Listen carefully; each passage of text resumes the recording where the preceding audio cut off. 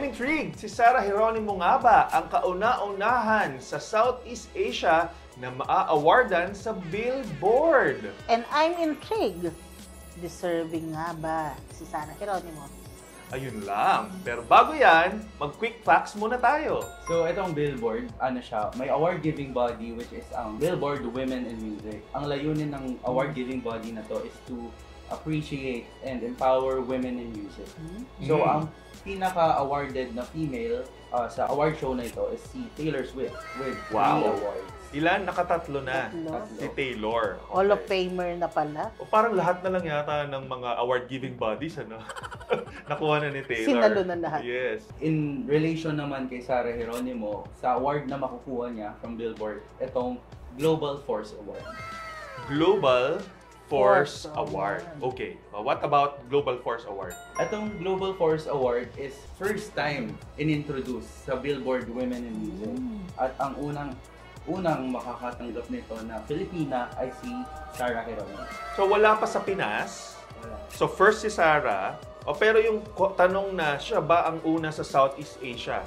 Siya po. Siya ang unang Southeast Asia na makakatanggap ng Global Force Award. Sabi mo, for this category only. For this category. Ano nga yung category? Global Force Award. Global Force Award. Okay, sige. Ano nga yung pinaka-aim nitong Global Force Award? Itong Global Force Awards, mas naka-focus siya sa mga women outside of US. Which is, yung mga women na to ay may significant na contribution globally. So yung impact nila, yung portfolio nila in music, yun po yung mga credentials na pwedeng, ay ito, pwede to for Global Force.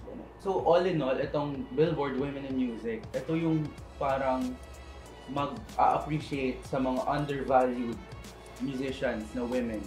Undervalued? Bakit naman? What a word! Siguro nga kasi dahil mostly mga lalaki yung laging na-awardan, di ba? So, siguro ngayon itong si Global Force Award, let's give it to women. Because ano nga bang meron? Women's Month ang March. Ayun. So, sakto. Kailan ba yung gaganapin? March 6 abroad, March 7 Sakto naman pala. I think it's because of the Women's Month. At Alright. parang si Sarah Geronimo yung Taylor Swift ng Pilipinas. Ano ba ang genre ni Taylor Swift? Kasi hindi ako Swiftie eh. Ako rin. Swiftie ka? Pop po ata. Pop. Kaya. Pero si Sarah Geronimo is also known as, ano siya, if you know? Popstar nga eh, di ba? Popstar talaga. royalty. So, talagang similar. So, pasok. So, Yes. pwede nga talagang Taylor Swift is, or rather, Sarah Geronimo is the Taylor Swift of the Philippines. The Philippines. Teka. Kasi kung clinic-claim natin na pwedeng Taylor Swift ng Pinas, baka naman may iba din naman na women performer ang mag-react, di ba? Na gustong i-claim. Yes, deserving nga ba ni Sarah Geronimo? Paano mo masasabing deserving si Sarah? Naku sir, si Sarah Geronimo kasi siya, not a force to be reckoned with. Ano ko ang lalim naman? Ano yun? Ano yun? Ano yung sabihin? So, si Sarah kasi may musical career na siya of 20 years. 20 years. I remember nag-start yan siya sa Tanda Star na for talaga natin, friend. Ako na. Star for a Night yan. Diba? Tapos? Sa 20 years po na yon, sobrang dami niya ng awards na napalalunan. Both locally and internationally. So hindi ito yung first international niya? Hindi po. Okay. Actually, may isa na siyang MTV Europe Music Award. Europe pa. Okay, Europe. sige. Meron Parang din. naman. Meron ding Mnet Music Asia Award. Okay. So marami-rami na talaga. Ano pang meron? Bakit masabing deserving naman to si Sarah? Kung nakaantabay po kayo kay Sarah, sobrang dami niya ng songs na hit. Give me one, Chris. Totoo ba yan? Kakanday ko ba? Why not? Siguro yung Forever's Not Enough, yung talagang lahat sa video yun na Forever's Not Enough. Orig niya yan? O ito yung sa contest before? Ito yata yung sa contest niya, di ba? Okay. Ito yung kay Celine Dion. Hindi, So original to? Parang, Okay. original. To Love You More kasi To Love You More. si Celine Dion. Yes. Tapos ito, Forever's Not Enough na totoo. Yun na yung album niya. Yes. Ayun yung first. Okay. Yes. Sige. Like yung sa kanila ni John Lloyd, talagang sumikat yun. Although revival yata. Oo. Ano nga yun? You Change You Changed My Life. Life. Okay. At Ano huwag pa? natin kakalimutan yung tala, no? All over the globe yun yata. Naggagagano ng tala. Sa Facebook ko meron yun. Pero alam nyo, quick lang, ang naalala ko kay Tala, nung una daw ni-launch yan, hindi yan talaga siya nag-click. Yes, No? yes. Bakit kaya all of a sudden, bakit na-delay yung kanyang pag-click kaya? Anong insights nyo doon? Siguro kasi hindi pa open yung mga viewers sa mga ganun. Hindi sila traditional na parang may sumasayaw or mahirap. Until lumabas nga si TikTok na, uy, pwede palang content sa TikTok, di ba? True enough kasi talagang si TikTok plays a big role now sa pag-viral ng mga music, no? So kay TikTok pala nag-start yun? Actually, hindi. Nag-viral ito, yung mga gay friends natin. May naglalaro ng volleyball, tapos instead na mainis sila, sinayawan nila ng tala. So, nag-viral talaga yon. Doon nagsimula. So, doon nagsimula pala ang pag-viral ni Sarah. Sa tala lang. Yes. Pero bukod doon, alam ko meron siyang kanta na paikot-ikot lang, na isa pang sikat, no? Ikot-ikot lang. Yes. Ikot lang. Yung pinapaikot din. Ano pa kaya ang meron kay Sarah? Bakit deserving? Makikita rin po natin na sobrang versatile niya as a performer because she can sing and dance. Sing and dance, tapos may acting, May na acting portion pa. Pero syempre, hindi naman yan yung factor na kinonsider ni Billboard. Okay, pero kasi si Billboard nakafocus lang sa kanyang anong aspect ng career niya. Pagiging performer and musician. So kasama pala ang pagiging performer. I thought it's just the music, no? Okay, sige. Mas nagiging wide na. Ano pa? Tapos yung mga records niya, merong multi-platinum status. So, grabe achievement yun for a musician. Ang naalala kong platinum si, ano pa pangalan? Si Sharon. Nina. Di ba dati may double, quadruple? Yes, tapos may Parang diamond sila, pa. Hindi pala platinum, diamond pa. Para si Nina yung pinakamaraming, nun eh. Parang na-break na yan eh. Pero hindi ko alam kung sino.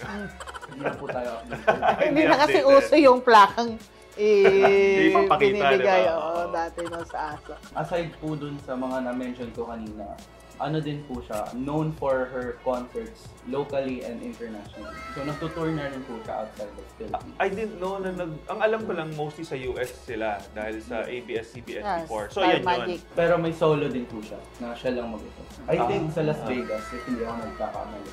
Okay, sige. Interesting.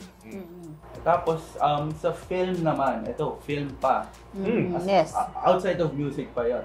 May mga original soundtracks din siya na ginawa para sa mga iilang films or movies. Original soundtrack para sa mga movies niya.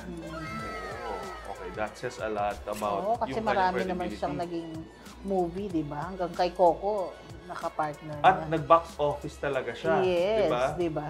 May mga times din na nagsusolo perform, like hindi niya kailangan ng kapareha or love team, eh, no? Parang si Dagul na nga lang yung hindi niya nakapartner. Pero parang sila Piolo. Dagul na. Di Yung ba? peg, okay. Sige.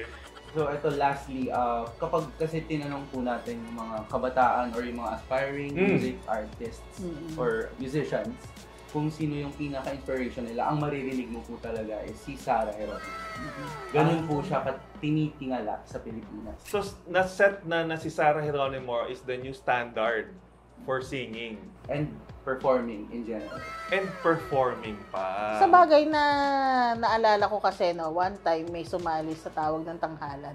So sabi nung isang judge, Sarah Geronimo is Sarah Geronimo. Parang siya lang yung makakagawa nung gano'n talaga. Agree. Oo. Diba? Na parang kahit todo sayo na, hindi pa rin hinihingal, ano? Parang nasa yung hingal nitong babae na to. Sobrang impressive. Diba? Tsaka Parang, nagka-transform, ano? Yes. Oo, pag nasa stage. in character talaga si Sarah Geronimo eh. Parang pag nakita mo siya in personal, ang hiyain. Pero pag nasa stage, may swag. Totoo, no? Diba? Ako, Iba yung Sarah nahihiwagaan Geronimo. nga din ako doon, eh, na bakit parang ibang personality Diba? off stage, pero kapag on cam, iba na naman. Parang High nanlalaman na, performer. no? Pero parang, hello po. Pero pag nasa stage, talagang parang, Pilipina. oo, diba?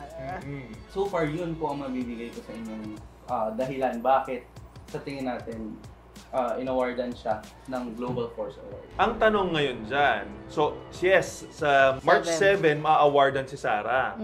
So sana umatay naman siya. No? Oo.